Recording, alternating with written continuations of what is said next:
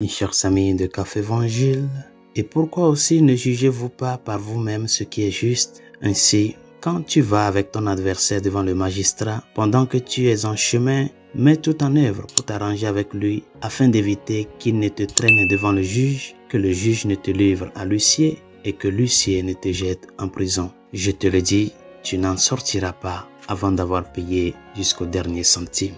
Chers amis, les pères de l'Église proposent de nombreuses interprétations différentes de ce passage que nous venons d'écouter. Parmi elles, Saint Bède, le Vénérable, dit que notre adversaire peut être considéré comme la parole de Dieu dans le sens où la parole de Dieu fait la guerre à nos faiblesses et à nos péchés. En fait, ce n'est pas un adversaire qui veut notre mal, mais c'est un adversaire qui va et qui est en train de lutter contre tout ce qui nous éloigne du vrai bonheur. Le péché. Lorsque nous écoutons la parole de Dieu, le Seigneur nous convainc de nos fautes afin que nous puissions réconcilier nos vies avec la vérité de la parole de Dieu elle-même. Chers amis, lorsque vous pensez à la sainte parole de Dieu dans son intégralité, qu'est-ce qui vous convainc le plus? Parfois, nous essayons de minimiser ces convictions personnelles. Nous rationalisons nos actions et rejetons ce que Dieu nous dit. Mais y a-t-il des enseignements du Seigneur dont vous vous souvenez et qui vous ont vraiment piqué au vif? Si c'est le cas, c'est une grâce. Et c'est une occasion de mettre en pratique la leçon de notre Seigneur enseignée dans le passage ci-dessus. Dieu ne convainc pas nos cœurs pour nous condamner. Il nous convainc plutôt en tant qu'opposant à notre péché afin que nous puissions nous efforcer de régler l'affaire en cours de route. Il nous donne l'opportunité de nous repentir. Dieu ne veut pas la mort du pécheur, mais qu'il se convertisse et qu'il vive, nous dit le prophète Jérémie.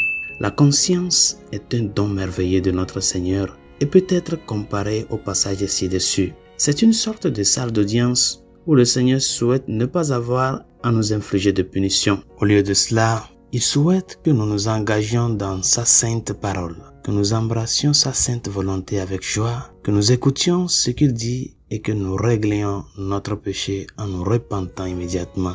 Et c'est souvent la leçon qui nous saute aux yeux, même de manière surprenante à laquelle nous devons prêter le plus d'attention. Dieu nous apporte souvent des enseignements les plus urgents en nous faisant ressentir un sentiment de culpabilité que nous ne pouvons pas nier.